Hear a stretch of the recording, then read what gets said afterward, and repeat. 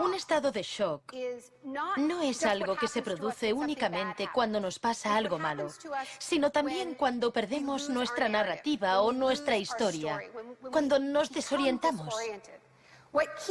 Lo que nos mantiene orientados, alerta y a salvo del shock es nuestra historia. Una época de crisis como la que estamos viviendo es ideal para pensar en la historia, en la continuidad, en las raíces. Es un buen momento para situarnos en la historia de la lucha humana. La doctrina del shock.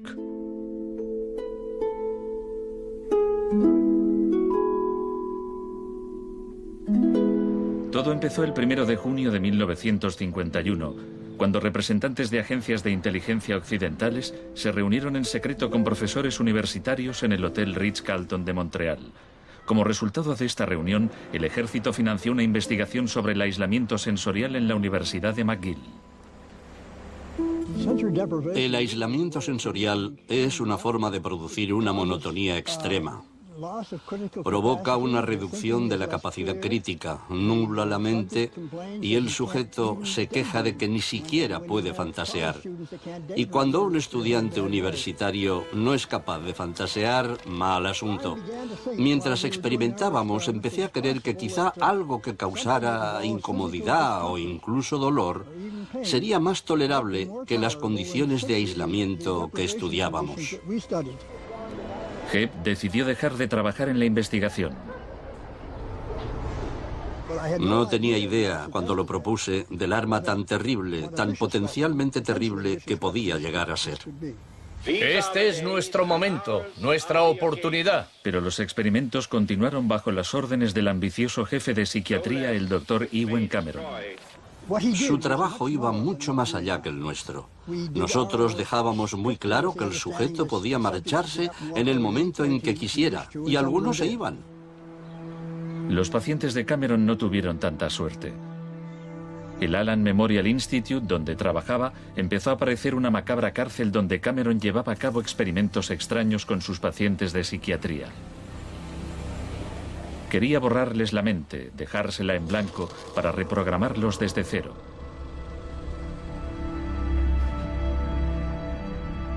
Janine Huart, una joven madre de 4 hijos, padecía una depresión posparto. Me entraban escalofríos cuando me decían: mañana te toca tratamiento de electrochoque. Me estremecía, me daba mucho miedo.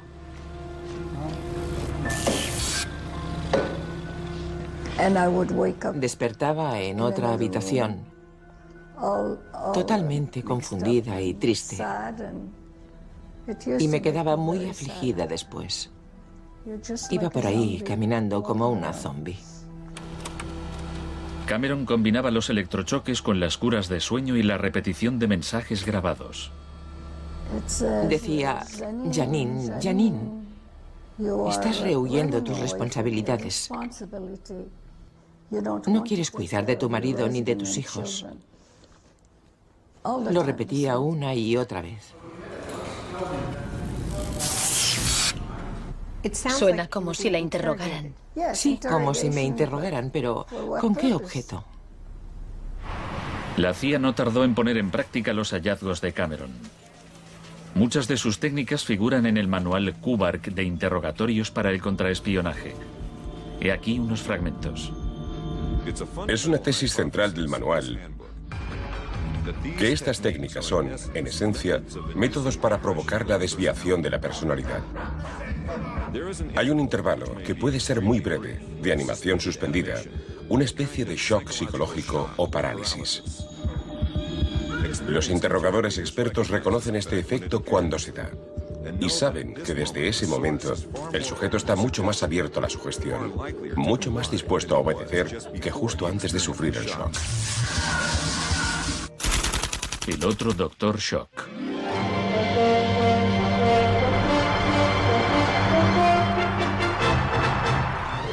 En la misma época en que Ewen Cameron realizaba sus experimentos en Montreal, un partidario de otro tipo de shock trabajaba no muy lejos de allí. Milton Friedman era profesor de economía en la Universidad de Chicago. Creía que la terapia de shock económico impulsaría a las sociedades a aceptar un capitalismo más puro y desregulado. En octubre de 2008, durante la mayor crisis financiera desde 1929, Naomi Klein acudió a la Universidad de Chicago para hablar de Milton Friedman. Cuando Milton Friedman cumplió 90 años, la Casa Blanca de Bush organizó una celebración en su honor y todos pronunciaron discursos, incluido George Bush, pero el mejor fue el de Donald Rumsfeld. Mi cita favorita de ese discurso de Rumsfeld dice así: Milton es la encarnación de una realidad, la de que las ideas tienen consecuencias.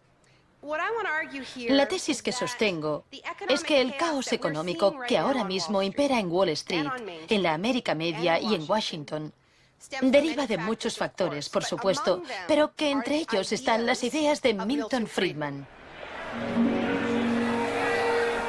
El crack de 1929 en Wall Street desencadenó la Gran Depresión de los años 30.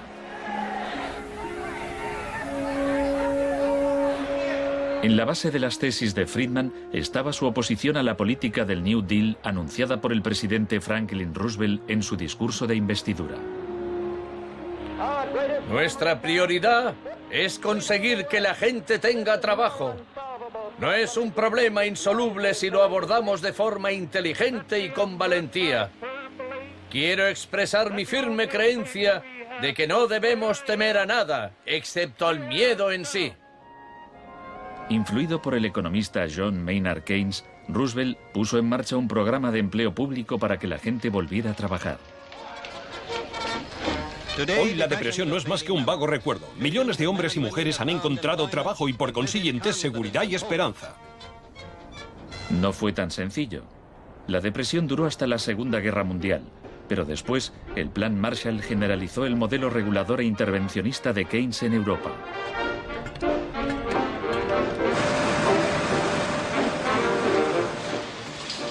Sus principios gozaron de gran aceptación, aunque no por parte del Departamento de Economía de la Universidad de Chicago. Milton Friedman, desde esta universidad, libró una guerra contra el New Deal. Friedman era miembro de un grupo llamado Sociedad Mont Pelerin, dirigida por el economista Friedrich von Hayek. Creían que si el gobierno dejaba de prestar servicios y de regular los mercados, los problemas de la economía se resolverían solos. En los 50 los consideraban bichos raros, pero en los últimos 30 años sus ideas se han convertido en la doctrina económica dominante. La tesis de la doctrina del shock es que nos han contado un cuento sobre cómo estas medidas radicales han triunfado en el mundo, que no se han propagado de la mano de la libertad y la democracia, sino que han requerido shocks, crisis y estados de emergencia. Milton Friedman entendía la utilidad de las crisis. Solo una crisis, real o percibida, produce auténticos cambios. Cuando esa crisis sobreviene, las medidas que se toman dependen de las ideas que flotan en el ambiente. Primera puesta a prueba, Chile. Fue en Chile donde los seguidores de Friedman aprendieron a explotar un shock o crisis a gran escala. Por lo general, los voceros del neoliberalismo, los publicistas oficiales, ni siquiera mencionan a Chile. Empiezan a contar la historia a partir de Thatcher y Reagan, porque eso queda mucho mejor. En los años 50 y 60, las medidas progresistas de desarrollo en Chile eran un modelo para la zona. El gobierno invertía en salud, educación e industria. Las empresas estadounidenses temían por sus inversiones. Como respuesta, el Departamento de Estado comenzó a becar a estudiantes de Chile y el resto de Sudamérica para que estudiaran economía de libre mercado con Milton Friedman. La Universidad de Chicago tenía un convenio con la Universidad Católica de Chile que permitía a muchos chilenos venir a Chicago, donde les impartíamos formación y se doctoraban. Los estudiantes regresaban a Chile a dar clases. El Departamento de Economía de la Universidad Católica en Santiago se convirtió en una mini escuela de Chicago. Arnold Harberger, el economista que dirigía el programa, se describía como misionero totalmente entregado. En 1970, la Unidad Popular de Salvador Allende ganó las elecciones con un programa que proponía nacionalizar grandes sectores de la economía. La compañía de teléfonos pertenecía en su mayor parte a la empresa estadounidense ITT, que encabezó los intentos de evitar que Allende fuera presidente. Contaba con el apoyo de Richard Nixon en la Casa Blanca. Yo no estuve allí, pero puedo decirle lo que sabemos con certeza en la actualidad. Él encargó a la CIA que impidiera que Allende asumiese la presidencia e intentaron convencerme de que instigara al ejército chileno cuando Allende resultó elegido. A pesar de las maniobras de la CIA, Allende juró el cargo de presidente.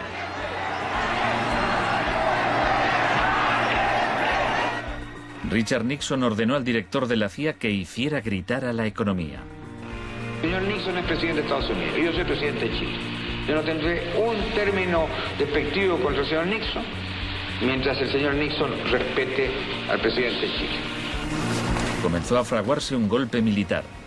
Los Chicago Boys chilenos se pusieron a trabajar en un programa económico de 500 páginas llamado El Ladrillo. Con dinero de Estados Unidos se hizo todo lo posible por desestabilizar la economía. Se declaró una huelga de camioneros que paralizó fábricas y tiendas. Hubo un golpe de Estado fallido el 29 de junio de 1973. Después, el 11 de septiembre, bajo el mando del general Pinochet, el ejército asaltó el Palacio Presidencial. El shock de la guerra. Chile había disfrutado durante 41 años ininterrumpidos de un régimen democrático que estaba siendo derrocado por medio de la violencia. Para Pinochet y sus partidarios el golpe era una guerra, y desde luego estaba concebido para parecerlo. Fue el precursor chileno de la doctrina militar de shock y pavor.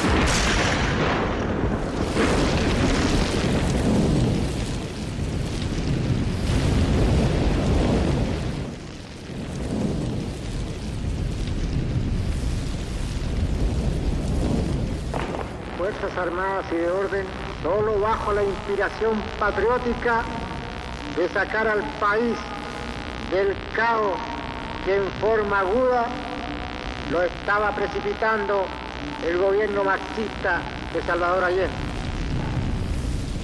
Los Chicago Boys entregaron a Pinochet el ladrillo, su plan económico.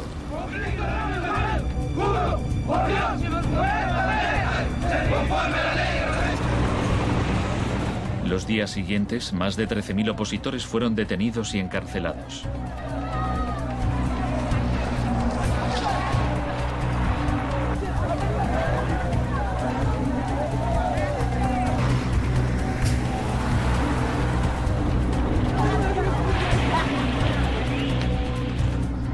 Recluyeron a miles de presos en el Estadio Nacional y a muchos los torturaron. El mundo fijó su mirada en Chile. ¿Cuántas personas?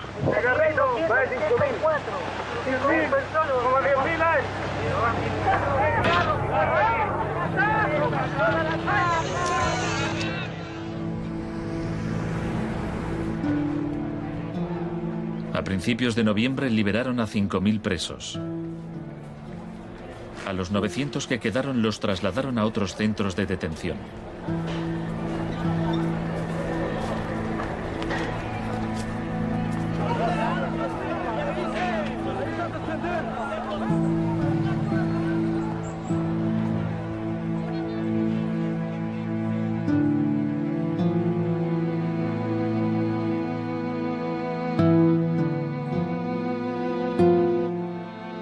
de un mes después, la FIFA dejó a Chile jugar una eliminatoria para el Mundial de Fútbol en ese mismo estadio. Su rival, la Unión Soviética, se negó a jugar allí, así que se permitió a Chile marcar en portería vacía y clasificarse para el Mundial de 1974. Porque fueron tocando sin adversario hasta el otro lado. El shock económico. Aprovechando el estado de shock de la población, Pinochet impuso las medidas recomendadas por los Chicago Boys, suprimió el control de precios, privatizó empresas estatales, eliminó aranceles de importación y redujo el gasto público. Más tarde, Friedman reconoció abiertamente la importancia del experimento chileno. Se trataba del primer caso en que un avance hacia el comunismo daba paso a un avance hacia el libre mercado. No dio resultado. Al cabo de un año había una inflación del 375% anual, la más alta del mundo. Así que en marzo de 1975, Arnold Harberger y Milton Friedman volaron a Santiago. Empleó una expresión que nunca se había utilizado en el contexto de una crisis económica mundial. Exigió un tratamiento de shock. Dijo que él era como un médico que iba a ayudar a un país asolado por una epidemia y simplemente recetaba el remedio. Friedman escribió que el general Pinochet se mostraba receptivo a la idea de un tratamiento de shock, aunque era evidente que le preocupaba el paro temporal que podía causar.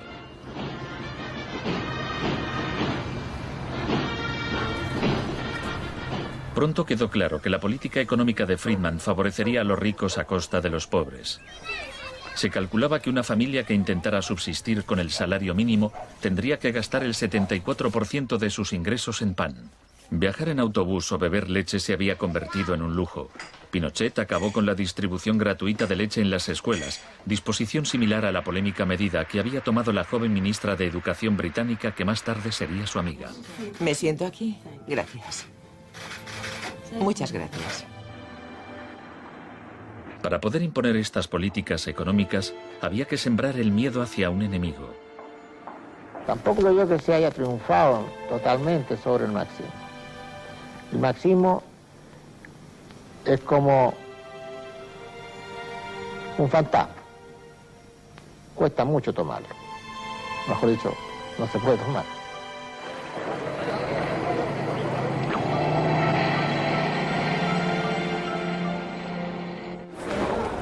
Según Friedman y Harberger, la economía de libre mercado era indisociable de la libertad y la democracia.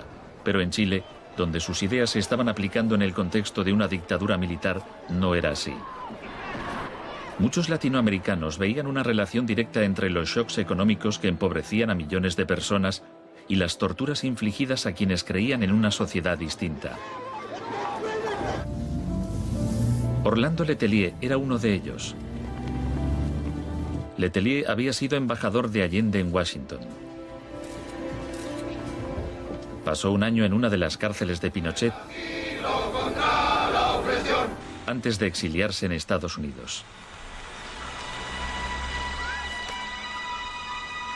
En 1976, Letelier escribió: "El plan económico tenía que imponerse por la fuerza, y en Chile esto solo podía conseguirse por medio de miles de asesinatos, el establecimiento de campos de concentración por todo el país y el encarcelamiento de más de 100.000 personas en 3 años.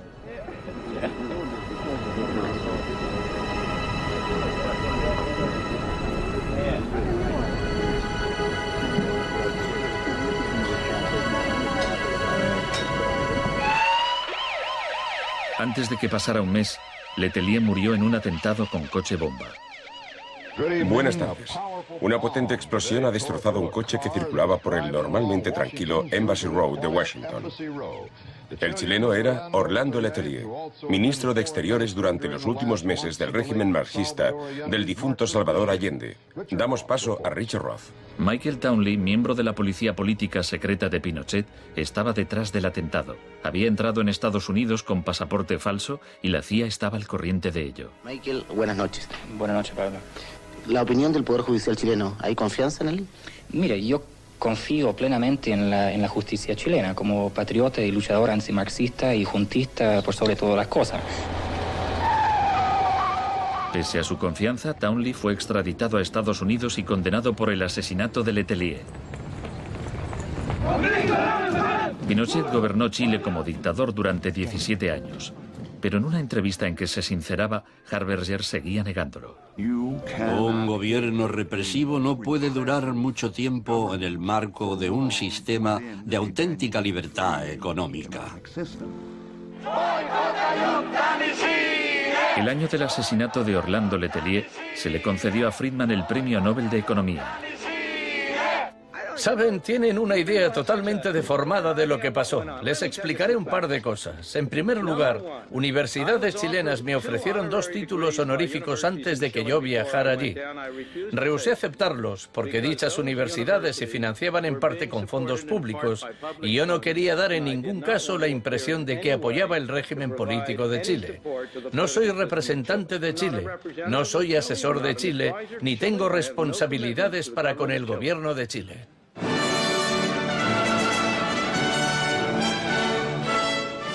Y ahora le cedo la palabra al profesor Milton Friedman. Friedman, vete a casa. Friedman, vete a casa.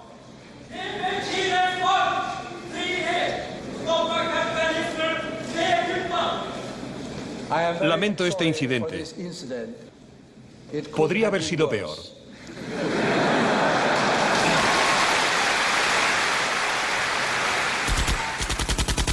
La revolución se propaga. El propósito de la doctrina del shock es contar una historia alternativa de cómo esa oleada salvaje de capitalismo puro e incontrolado que estamos viviendo llegó a dominar el mundo.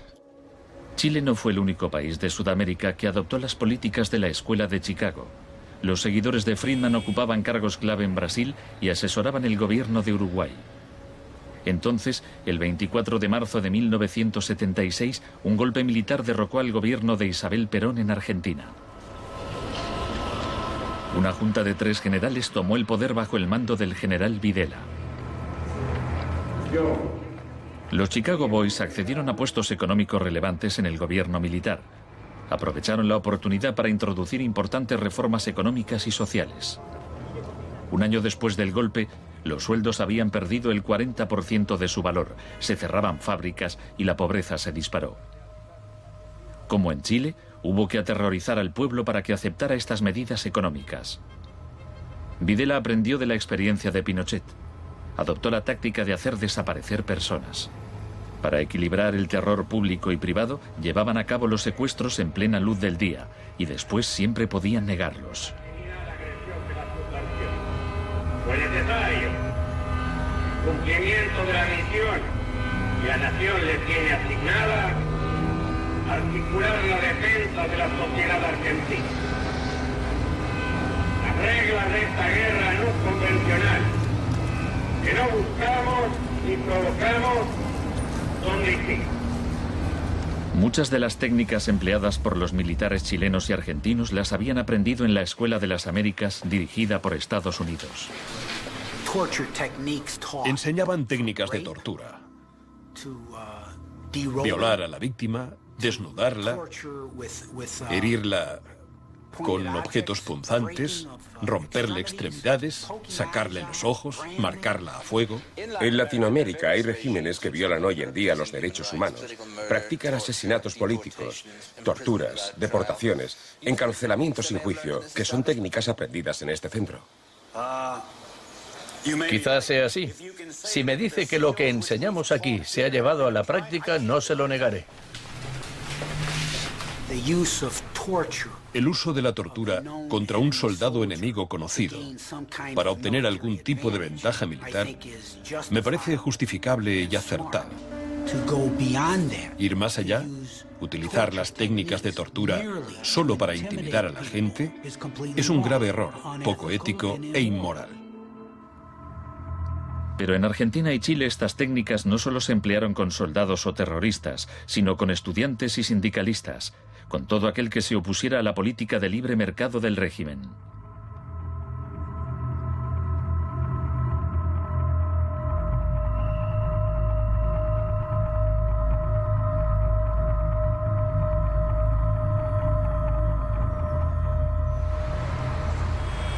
En 1978, la Junta de Argentina fue anfitriona del Mundial de Fútbol.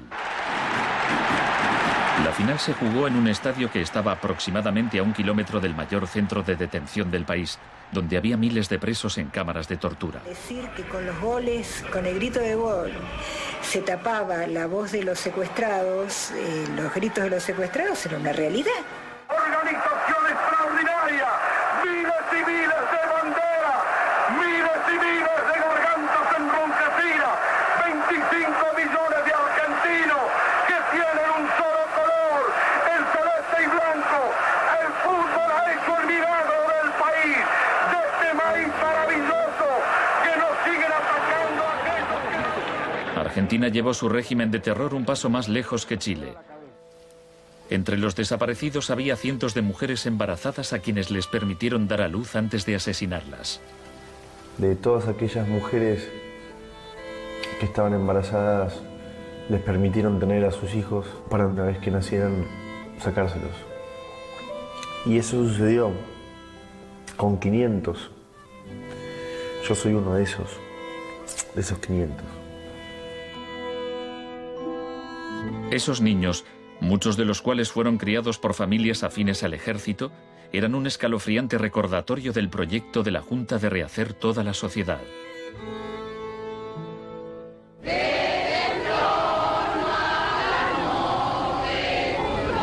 Cuando la Junta aún detentaba el poder, un grupo de madres y abuelas de desaparecidos empezaron a protestar en la Plaza de Mayo.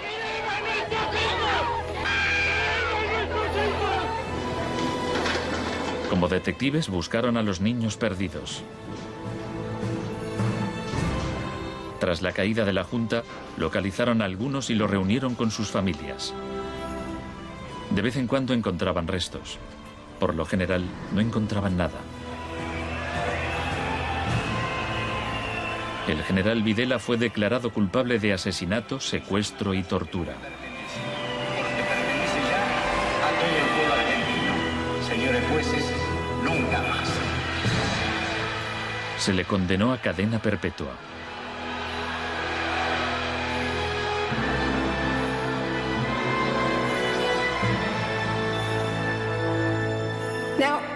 Estos primeros experimentos en Latinoamérica plantearon a Friedman y a sus acólitos un serio problema ideológico. Friedman había prometido que sus medidas no solo enriquecerían aún más a la élite, sino que crearían la sociedad más libre posible, que aquella era una guerra contra la tiranía, que el capitalismo y la libertad iban juntos.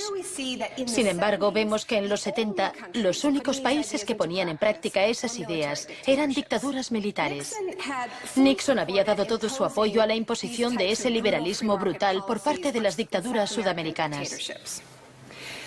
En cambio, el caso de la política económica dentro de Estados Unidos, donde Nixon se estaba jugando la reelección, era harina de otro costal. La escuela de Chicago y el mundo anglosajón. Friedman mantenía una relación cordial con Nixon. Varios de sus colegas y discípulos de la escuela de Chicago obtuvieron cargos en el gobierno. Entre ellos Donald Rumsfeld. Con la ayuda de Dios. Enhorabuena. Gracias. En 1971, en plena depresión económica, Nixon dejó a un lado las ideas de Friedman e instauró una política de control de precios y salarios. Puso a Rumsfeld al cargo. Es en esencia una cuestión de oferta y demanda. Hace tiempo que me opongo al control de salarios y precios. Creo que implica la injerencia del gobierno en la libertad individual y me parece intolerable. La política keynesiana tuvo éxito y Nixon salió reelegido con una victoria aplastante. Fue un duro golpe para Friedman.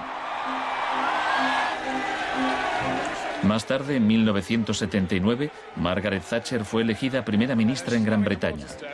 Su gurú intelectual era el viejo mentor de Milton Friedman, Friedrich von Hayek. Poco más de un año después, Ronald Reagan ganó las elecciones presidenciales de Estados Unidos. Ahora, tanto Gran Bretaña como Estados Unidos estaban en manos de friedmanitas declarados.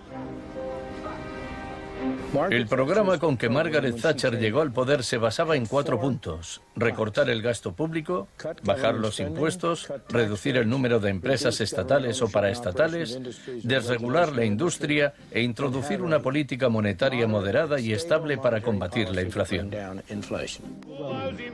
Durante sus primeros 3 años en el poder, el paro se duplicó en ciertos sectores, lo que provocó oleadas de huelgas. El índice de popularidad de Thatcher cayó hasta el 25%. Estallaron disturbios en las principales ciudades británicas. Hasta los admiradores de Thatcher albergaban ciertas dudas. Los resultados económicos de la administración Thatcher son desiguales.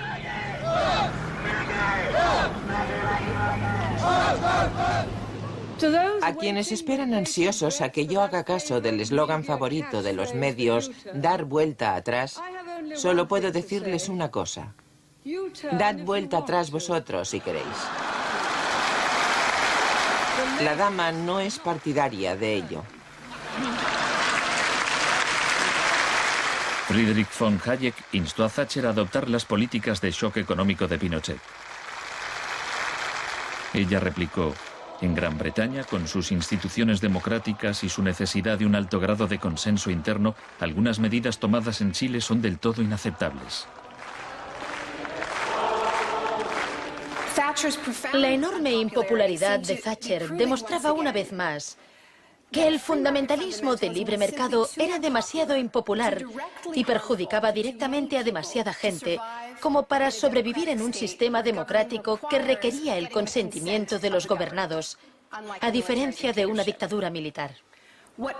Lo que sacó a Thatcher del abismo y salvó finalmente el proyecto fue una crisis, la crisis suprema, de hecho, una guerra.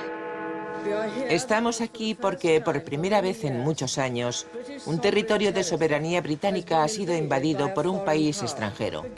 El gobierno ha decidido que un importante destacamento zarpe en cuanto se hayan ultimado todos los preparativos. El acorazado Invincible irá en cabeza. La mayoría de los británicos ni siquiera había oído hablar de las Malvinas, pero cuando Argentina invadió el pequeño archipiélago a miles de kilómetros de distancia, en el Atlántico Sur, Thatcher aprovechó la ocasión para hacer honor al apodo Dama de Hierro. Caballeros, me dicen que la bandera blanca ondea sobre Stanley. La guerra terminó menos de 3 meses después. Cuando las tropas regresaron al Reino Unido, las celebraciones patrióticas inundaron el país. Thatcher ganó las elecciones de 1983 por amplia mayoría. Esto le permitiría aplicar una forma de terapia de shock económico como la impuesta en Chile.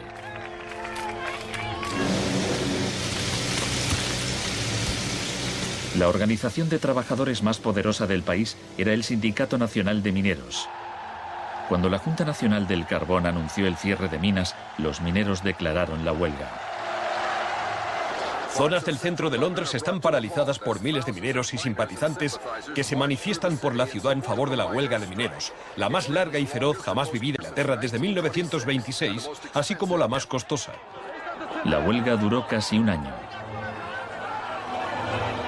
Thatcher empleó todos los medios a su disposición para acabar con el sindicato.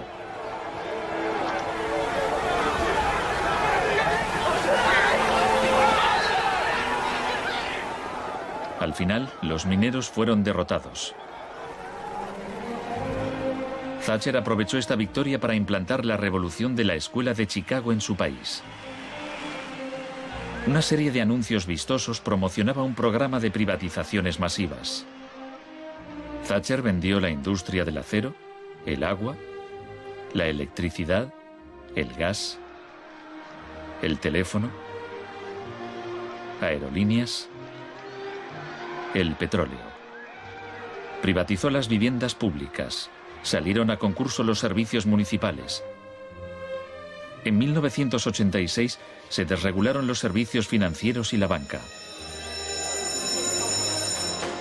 Se le llamó el Big Bang. No hace falta que le recuerde a ninguno de los presentes que el Big Bang es solo el principio. En el Reino Unido, antes de Thatcher, un gerente general ganaba 10 veces más que el empleado medio. En 2007 ganaba más de 100 veces más.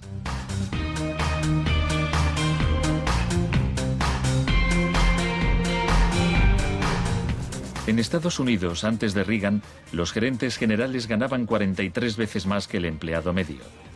En 2005 ganaban más de 400 veces más.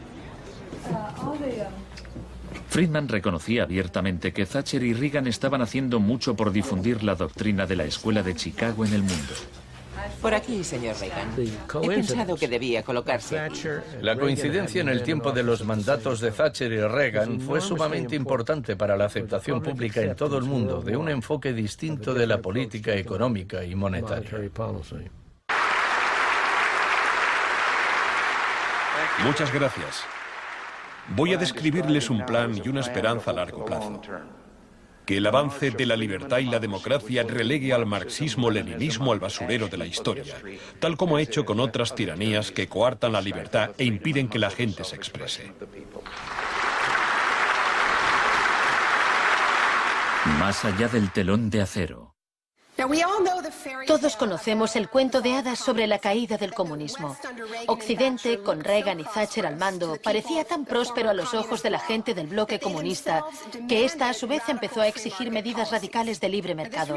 En realidad no sucedió así. Es cierto que quienes vivían oprimidos por el autoritarismo comunista querían la democracia de verdad y que querían poder ir a comprar tejanos y a comer Big Macs. Eso es cierto. Pero eso no significa que aspiraran al capitalismo salvaje con oligarcas descontrolados y sin protecciones sociales, que acabó por instaurarse en tantos países del bloque del Este que aún lo padecen hoy en día. Thatcher había hecho lo posible por socavar el poder de los sindicatos en el Reino Unido, pero en 1988 viajó a Polonia para ofrecerle su apoyo al sindicato Solidaridad. Se trata del proceso para pasar de donde están ahora a donde quieren estar. Como consecuencia de las huelgas en Polonia, se permitió a Solidaridad participar en las elecciones de junio de 1989, lo que a su vez desencadenó oleadas de manifestaciones en toda Europa del Este.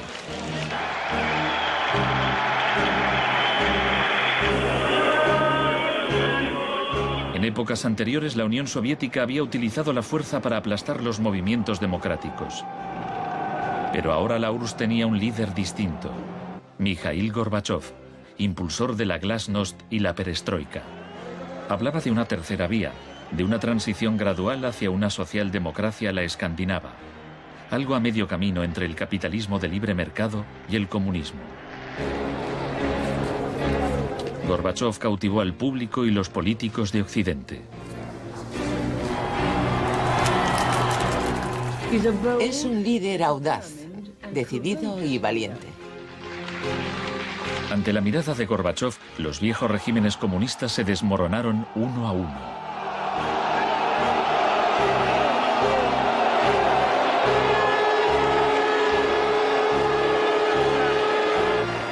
A finales de año, el símbolo más famoso de la división de Europa fue derribado.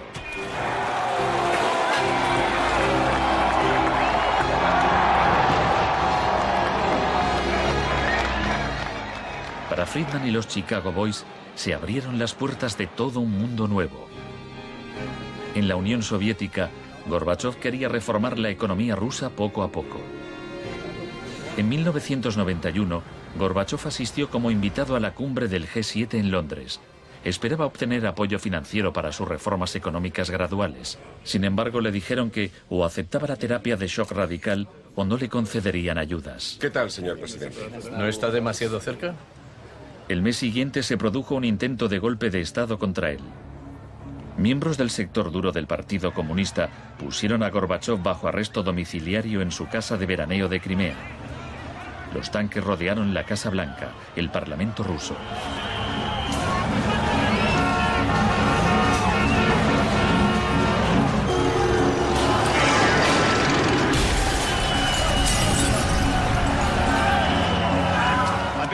En el caos de los enfrentamientos callejeros, era evidente que, para reforzar su posición, el sector duro debía recurrir a la violencia.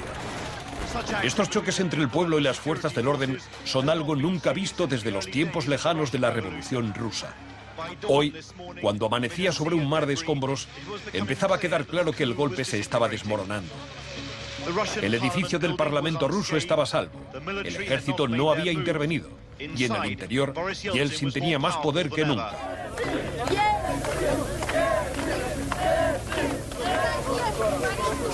Fue un momento estelar para Yeltsin.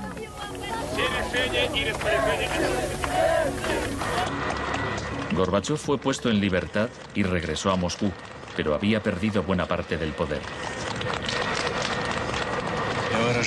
Aplaudo los elevados principios del pueblo ruso y también los del presidente Boris Yeltsin. En diciembre de 1991 se disolvió la Unión Soviética, un shock profundo para el pueblo ruso.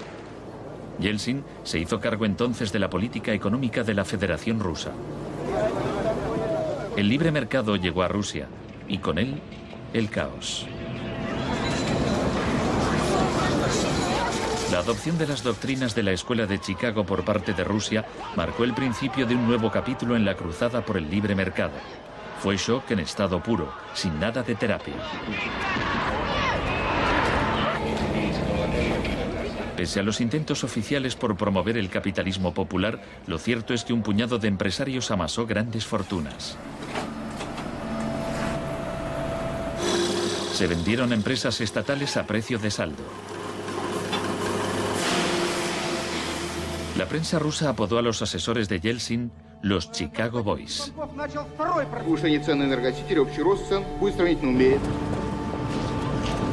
Gracias a la terapia de shock de Yeltsin, en 1992 los rusos consumían un 40% menos que en 1991. Un tercio de la población había caído en la pobreza y la gente tardaba meses en cobrar su sueldo. Según las predicciones de un experto, 140 millones de rusos pronto vivirán bajo el umbral de la pobreza. La corrupción era generalizada y el crimen organizado se disparó. Moscú se convirtió en el nuevo salvaje oeste.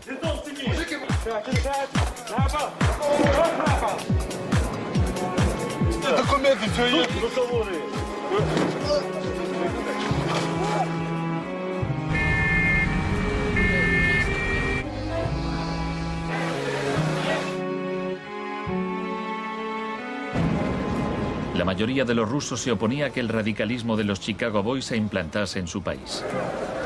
En marzo de 1993, el Parlamento tomó una decisión crucial. Votó a favor de retirarle a Yeltsin los poderes especiales que le había otorgado. Yeltsin instauró un régimen especial. El Tribunal Constitucional lo declaró ilegal.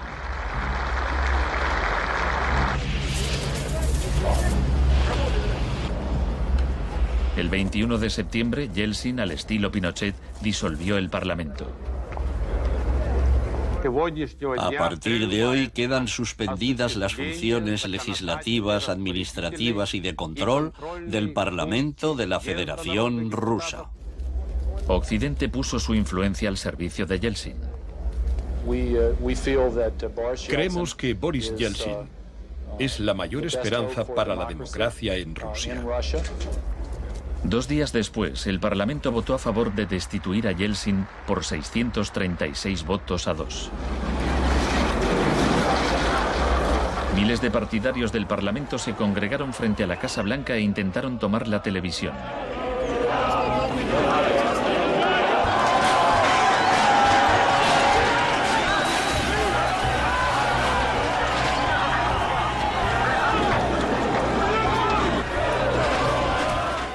Parecía que los defensores del Parlamento iban ganando.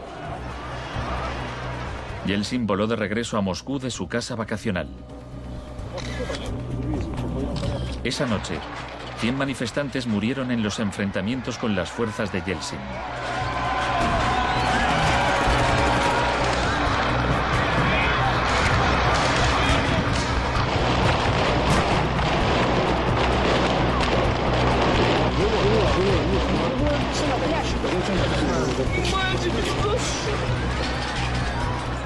El 4 de octubre, Yeltsin ordenó al ejército que atacara la Casa Blanca y bombardeara el mismo edificio que él había defendido 2 años antes.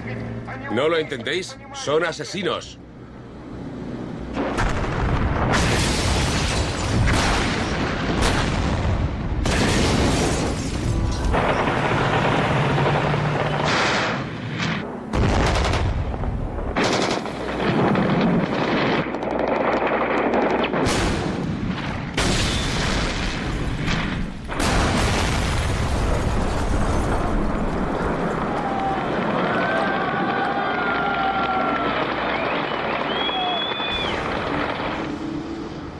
Warren Christopher, el secretario de Estado norteamericano, dijo: Estados Unidos no suele apoyar la suspensión de parlamentos, pero corren tiempos excepcionales.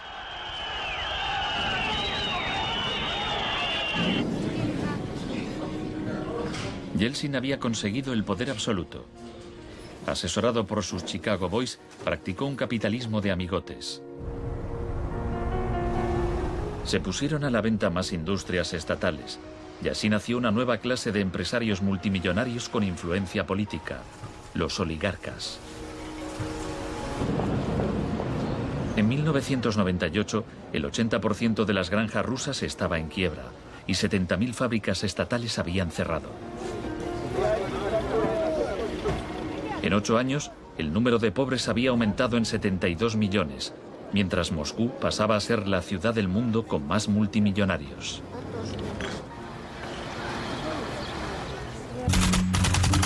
Un nuevo enemigo.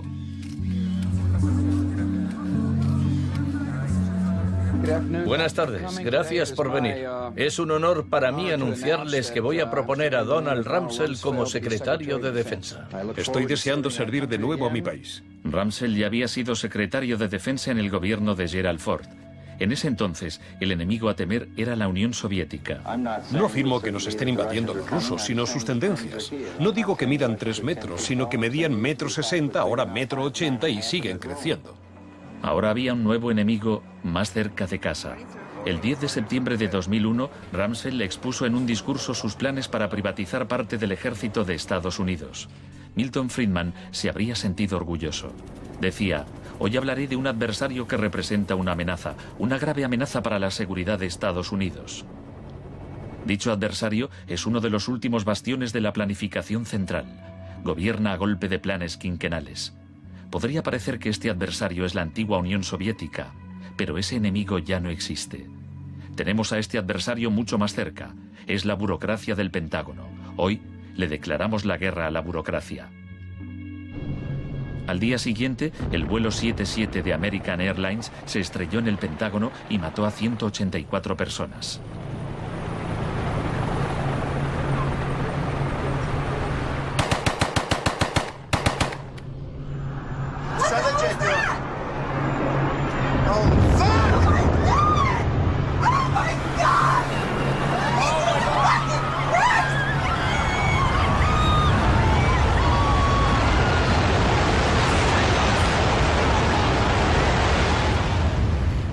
Piensen en la sensación de la gente tras los atentados. ¿Quién es esa gente? ¿De dónde son? ¿Por qué nos odian? Se produjo una rotura de esquemas colectiva. No vivíamos en el mundo en que creíamos vivir. Y nuestros líderes no dejaban de repetir que todo aquello que creíamos entender antes del atentado ya no era vigente. Se acuñó una nueva frase, mentalidad pre-11S. Lo que ocurrió en ese momento fue que surgieron teorías nuevas por arte de magia sobre un choque de civilizaciones. De pronto, ese era el mundo en que vivíamos. Resultó que había un eje del mal y que estábamos librando una guerra contra el terrorismo. Esta guerra abstracta e imposible de ganar ha tenido enormes consecuencias económicas. Antes de 2001, la seguridad nacional apenas podía considerarse una industria. Hoy en día es más importante que las industrias del cine y la música juntas. Entre el 11 de septiembre de 2001 y el año 2006, el Departamento de Seguridad Nacional pagó $130.000 millones a contratistas privados. Este es el complejo del capitalismo del desastre, una nueva economía basada en el miedo. Será una batalla monumental entre el bien y el mal. La guerra contra el terrorismo, primera parte. La mejor defensa contra el terror es una ofensiva global contra él, allí donde esté. La primera fase de esta guerra fue el bombardeo de Afganistán.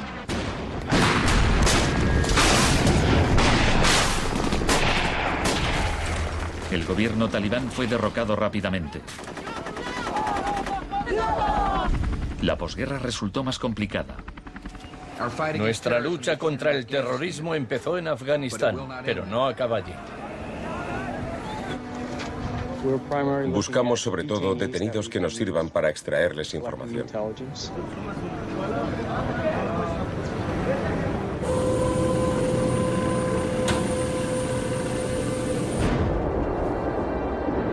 En Guantánamo, las fuerzas estadounidenses pusieron en práctica por primera vez las técnicas del manual Kubark de forma explícita y pública.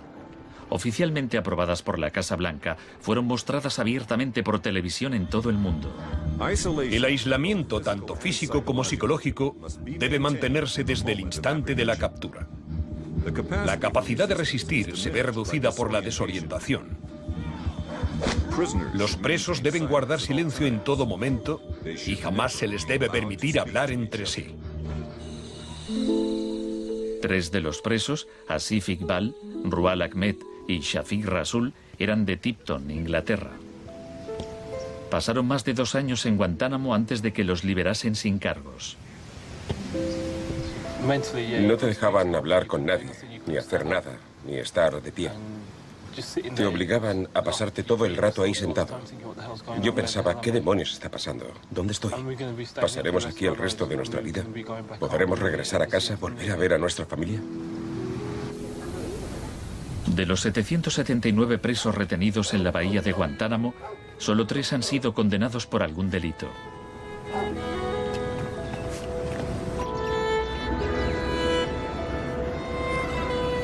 Lo único que sé a ciencia cierta es que son mala gente. Era un mensaje para todo el mundo, un mensaje muy claro.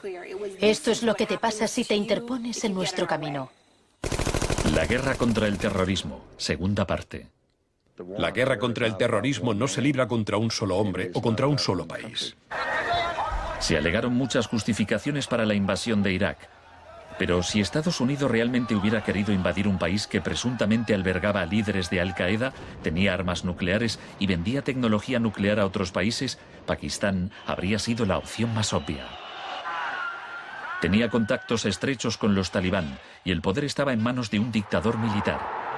En cambio, George Bush eligió como objetivo Irak, el país con la tercera mayor reserva de petróleo del mundo.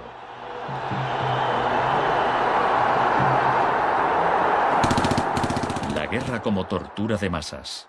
Los planes de guerra del Departamento de Defensa no son como los de la Guerra del Golfo. Están más en la línea de la invasión de Panamá de 1989. Según ha podido saber la CBS, se iniciará en el llamado Día A con A de ataques aéreos, ataques tan devastadores que hará que los soldados de Saddam no puedan ni quieran oponer resistencia.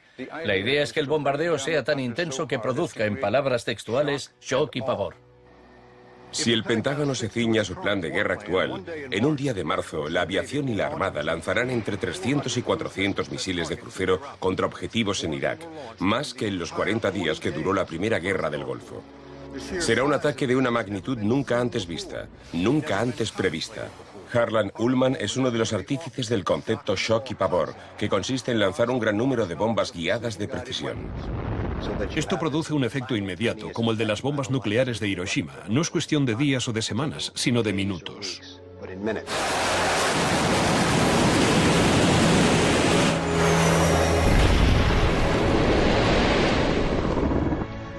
Además, paralizas la ciudad, es decir, la dejas sin energía ni agua y lanzas una campaña implacable de desgaste, de modo que al cabo de 2, 3, 4 o 5 días, ellos quedan agotados física, emocional y psicológicamente.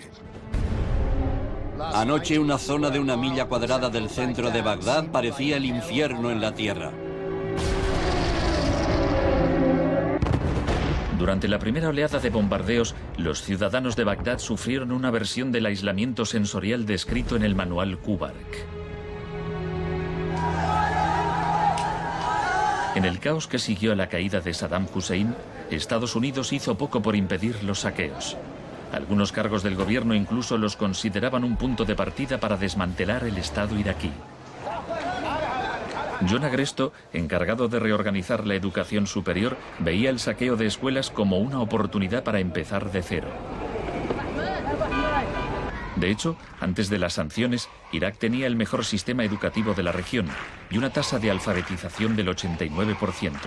En cambio, en Nuevo México, estado natal de Agresto, el 46% de los ciudadanos eran analfabetos funcionales. En Irak se aplicaron 3 formas de shock distintas que actuaban a la vez y se complementaban entre sí. Estaba el shock de la guerra, seguido de inmediato por la terapia de shock económico impuesta por Paul Bremer. Y como la resistencia a esa transformación económica, a ese shock económico rápido iba en aumento, se aplicó el shock de la represión y la tortura. 3 clases de shock distintas. El shock económico.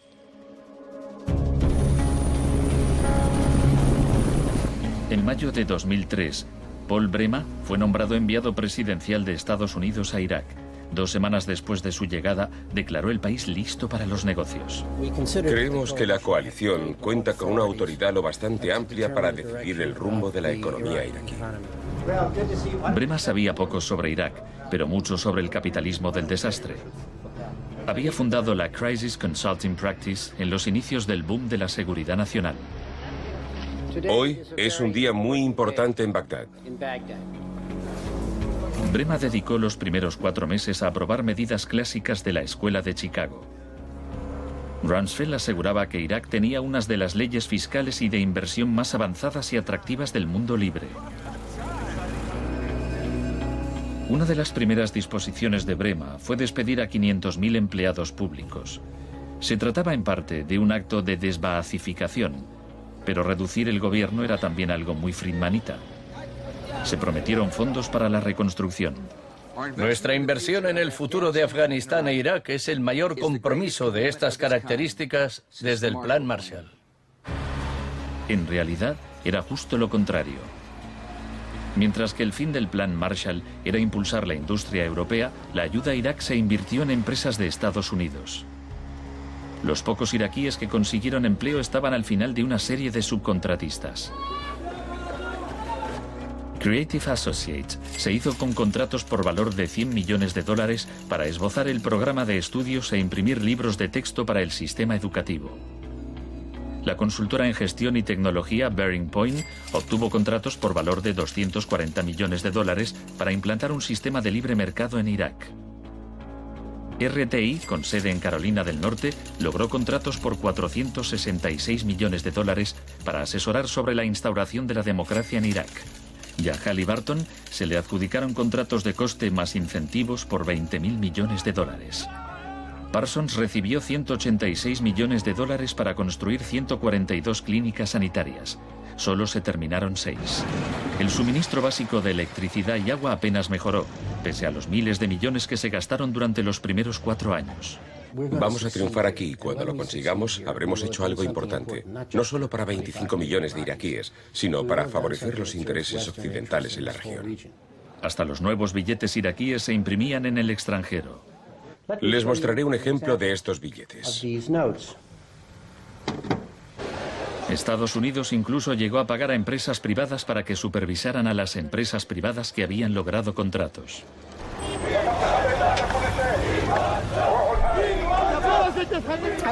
Estuve en Bagdad en 2004, cuando empezaban a cometerse atentados con frecuencia. De hecho, la noche en que llegué, una bomba estalló muy cerca del hotel. Pero lo que más me impactó entonces fue que, a pesar de la violencia y del caos, los iraquíes salieron a la calle a protestar al día siguiente. 19 muertos y 100 heridos en Nayaf. Lo que pedían en esa época era elecciones, tener voz y voto en el desarrollo de la era post-Saddam. En los primeros días de la ocupación, las protestas eran pacíficas, pero a medida que pasaba el tiempo, como las protestas no daban resultado, cada vez más iraquíes se unían a la resistencia armada.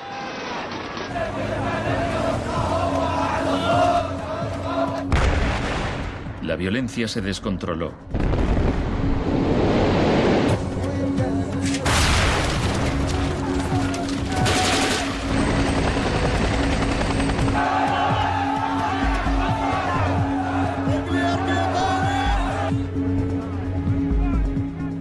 Como había ocurrido en Sudamérica 3 décadas antes, se dejaban cuerpos en la cuneta a modo de advertencia.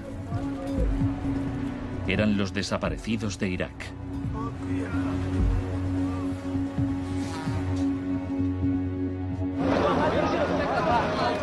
Se tomaron medidas extremadamente agresivas para aplastar a la oposición. El shock de la represión.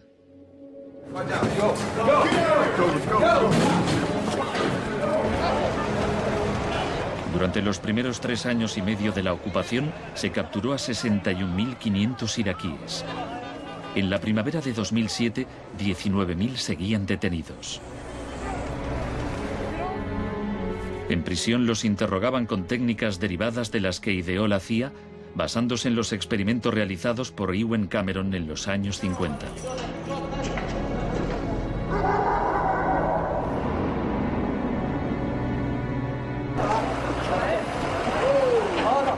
Según la Cruz Roja, altos cargos del ejército estadounidense admitieron que entre el 70 y el 90% de las detenciones en Irak fueron errores.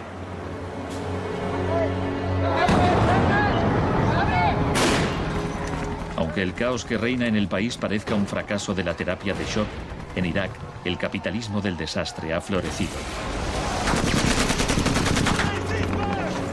El desastre en sí era una buena oportunidad para hacer negocio.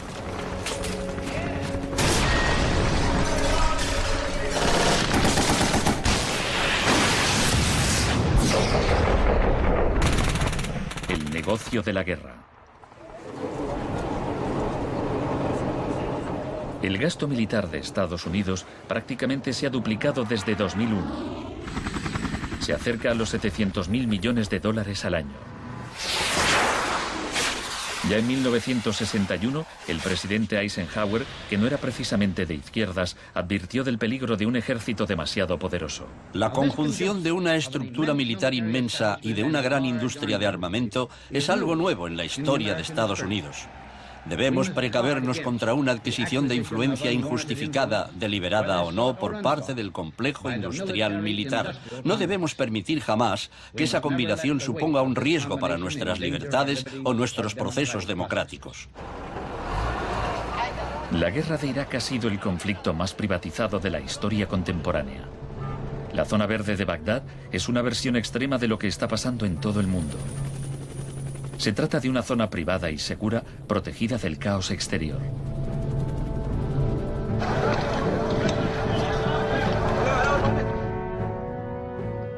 En 1991, durante la Primera Guerra del Golfo, por cada 100 soldados había un contratista militar. En 2003, cuando empezó la guerra de Irak, por cada 100 soldados había 10 contratistas. En 2006, por cada 100 soldados había 33 contratistas. Un año después, por cada 100 soldados había 70 contratistas. En julio de 2007 había más contratistas que soldados en Irak. Esto iba incluso más lejos de lo que Milton Friedman se había atrevido a soñar. Lo único que no privatizaría son las Fuerzas Armadas, los tribunales y algunas carreteras y autopistas. Una de las empresas contratadas más relevantes era Blackwater USA. Durante la batalla de abril de 2004 en Nayaf, Blackwater asumió el mando de los marines estadounidenses. Docenas de iraquíes murieron durante la operación. Estados Unidos había blindado las empresas privadas contra las leyes iraquíes, por lo que éstas funcionaban en un vacío legal, un poco como Guantánamo. Le pregunté al secretario de Defensa hace un par de meses bajo qué se rige. El señor Rumsfeld... Iba a preguntárselo yo. Siga.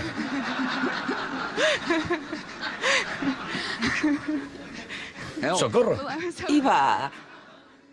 Del mismo modo que la terapia de shock de Cameron dejaba a los pacientes confundidos y deshechos, los múltiples shocks infligidos a Irak redujeron al país a un estado de anarquía y violencia sectaria. En la época en que ejecutaron a Saddam, en 2006, morían 1000 iraquíes por semana.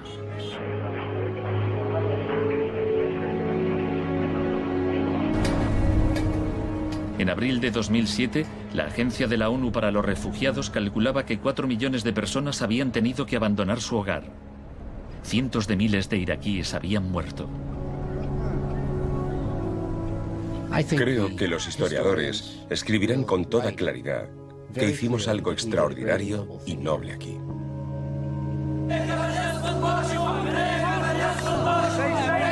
Esta es una manifestación contra el terrorismo americano. Los americanos arrestan y matan a mujeres y niños, insultan a los ancianos y matan a los jóvenes. América es terrorismo, América es terrorismo.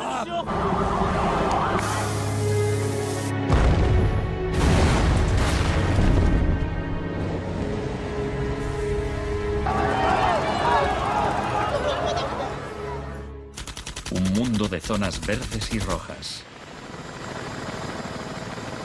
Cuando el huracán Katrina llegó a Nueva Orleans en agosto de 2005, el mundo presenció horrorizado una especie de apartheid del desastre.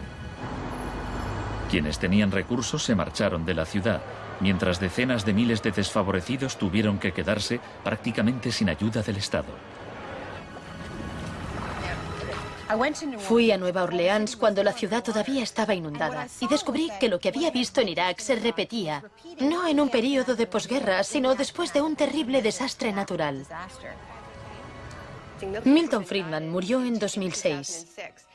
La última recomendación que hizo sobre política oficial aparece en un artículo que publicó en el Wall Street Journal 3 meses después del Katrina. Dice, la mayor parte de las escuelas de Nueva Orleans están en ruinas y también las casas de los alumnos. Los niños se han dispersado por todo el país. Es una tragedia y también una oportunidad para introducir reformas radicales en el sistema educativo. Proponía privatizar completamente los colegios de la ciudad. Era su canto del cisne.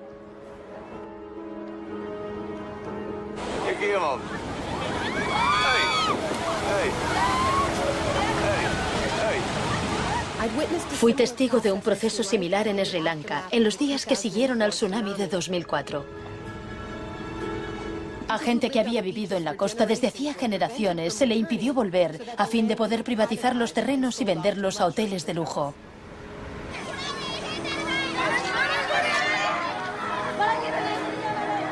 Justo a esto me refiero con la expresión doctrina del shock, al saqueo sistemático del sector público después de un desastre, cuando la gente está demasiado ocupada haciendo frente a la emergencia, a sus problemas diarios, para proteger sus intereses.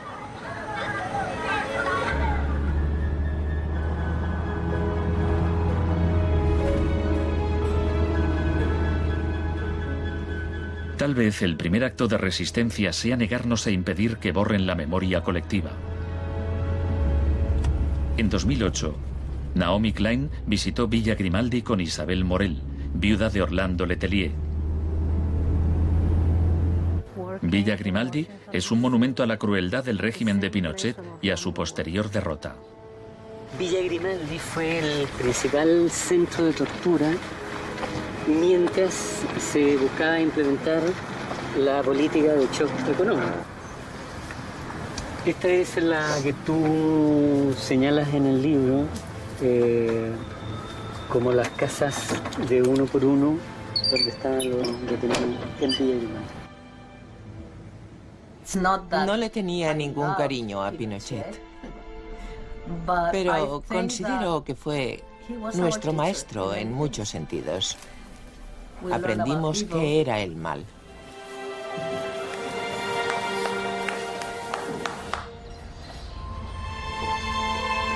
En 1988, Pinochet fue detenido cuando se encontraba en Londres. Su vieja aliada, Margaret Thatcher, permaneció a su lado. Sé lo mucho que le debemos.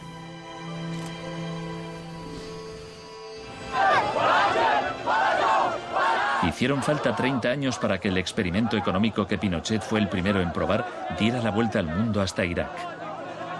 Aún así, las similitudes entre pasado y presente son asombrosas. Entre los campos de concentración de Pinochet y el centro de detención de Bush en Guantánamo. entre los desaparecidos de Chile y los de Irak, entre los experimentos de Ewen Cameron y las torturas infligidas a los presos de Abu Ghraib. Ha llegado nuestro momento, nuestra ocasión. Borró todo el pasado. Por eso aplicaba electrochoques. Borraba el pasado del paciente e implantaba ideas nuevas.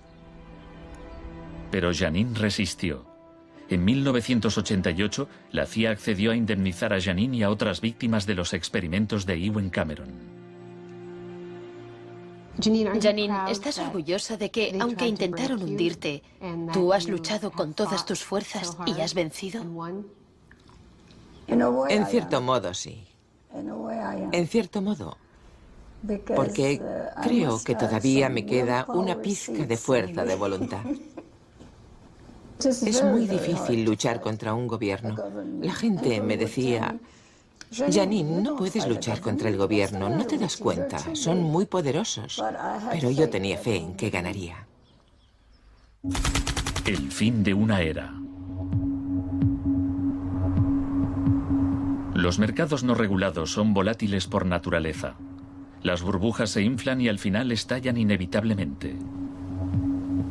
Tras la desregulación del Big Bang, en los 80, se han producido varios shocks económicos. En 1987 hubo un lunes negro. Los mercados se desplomaron de forma espectacular. Fue el mayor derrumbe porcentual ocurrido en un mismo día en la historia de la bolsa. En 1992 hubo un miércoles negro cuando los especuladores de divisas hicieron fortunas apostando contra la libra. En 1997 estalló la crisis asiática. En un año, 600.000 millones de dólares se perdieron en las bolsas de Asia.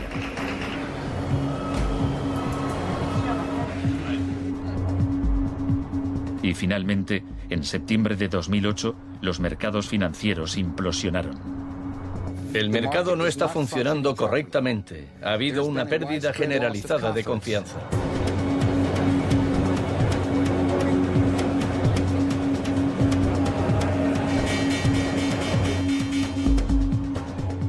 El 15 de septiembre, Lehman Brothers se acogió al capítulo 11 de la Ley de Quiebras. Solo una semana después, se anunció que los empleados de sus oficinas en Nueva York cobrarían 2.500 millones de dólares en primas. Se calcula que empresas de Wall Street pagaron 18.400 millones en primas el año del crack. Pese al torrente de retórica populista de quienes dicen plantar cara a los peces gordos y defender a los ciudadanos sencillos y no a Wall Street, nos encontramos ante una transferencia de riqueza de proporciones incalculables. Se está transfiriendo riqueza del sector público, de las manos del gobierno, que la ha recaudado de la gente de a pie en forma de impuestos, a manos de las empresas y los individuos más ricos del mundo. Huelga decir que son los mismos individuos y empresas responsables de la crisis. Nos encontramos en medio de un tsunami crediticio imprevisible. He encontrado un fallo cuyo alcance y duración ignoro, pero es algo que me tiene muy inquieto. En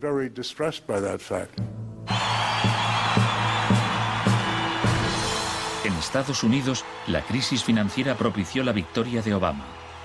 El país quería cambiar de rumbo. ¡Hola, Chicago! Esta crisis está claramente considerada por casi todo el mundo un resultado directo de esta ideología concreta de la desregularización y la privatización. La magnitud de la crisis abre una puerta a la esperanza. La doctrina del shock, como estrategia, solo funciona si no sabemos que existe. Lo que me parece más esperanzador de la crisis económica actual es que esta táctica se está desgastando, pues el factor sorpresa ha desaparecido. Los tenemos calados y ya no nos engañan. Nos estamos volviendo a prueba de shocks. La última vez que el mundo sufrió una crisis financiera tan grave como esta, la gente abrazó las medidas keynesianas del New Deal. Quiero expresar mi firme creencia de que no debemos temer a nada, excepto el miedo mismo. Más de 1 millón de personas se desplazó a Washington para asistir al discurso de investidura de Obama. Muchos periodistas lo compararon con Franklin Roosevelt. Últimamente se han trazado muchos paralelismos entre Obama y Franklin Delano Roosevelt. Así que hablaré un poco de este último. Les contaré una anécdota estupenda que podría ser inventada sobre cuando lo visitaban representantes de sindicatos u organizaciones progresistas y le proponían medidas nuevas y avanzadas para que las incluyese en el New Deal. Él los escuchaba con atención y al final decía: ahora salid ahí fuera y obligadme a hacerlo. Y ellos así lo hacían. En 1937, año clave para el New Deal, ¿saben cuántas huelgas se declararon en Estados Unidos? 4.740 huelgas que duraban un promedio de 20 días. ¿Saben cuántas huelgas hubo en 2007? 2. 21. En fin, la otra razón para recordar esta historia de la lucha social es que nos dice algo muy importante, algo que debemos recordar en estos momentos en que nos jugamos tanto. Nos enseña que si queremos políticas contra la crisis que hagan de este mundo un sitio más sano, justo y pacífico, tendremos que salir ahí fuera y obligarlos. Gracias.